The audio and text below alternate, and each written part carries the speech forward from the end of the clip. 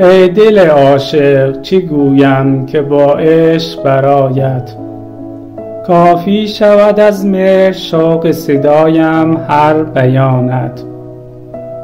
از آنجا ز دوری ذهن مرا دلتنگ تو ربودی، بوده ز خویش دلت را با خیالت تو ستودی.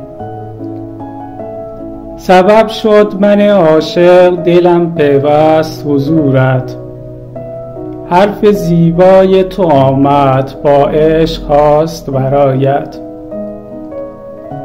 جواب من از عشق با مکث آن صرف فدایت، شنیدن هر حرف روا شد هر جور صدایت.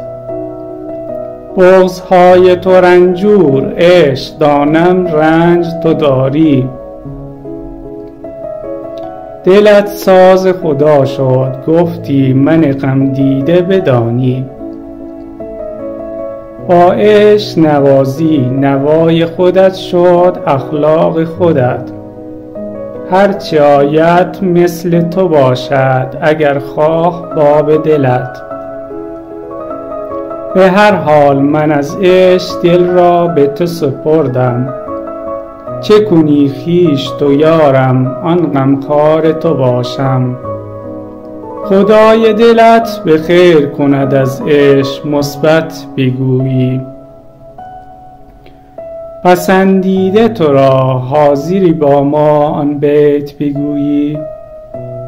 هر جهان همدم من باش ابد شو زندگیم، بسان تو همدل پیش خودم دوستت دارم. محض خدا تو نیازار با اندیشه هر جان مرا، کم کنم از عمر من از خویش دلم ناز تو را.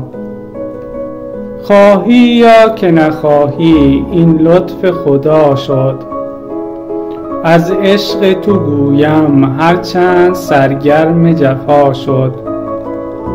پس از این بخشنده تویی رب یار خدایی، چه با عشق برم از خود دلم جای شفاهی.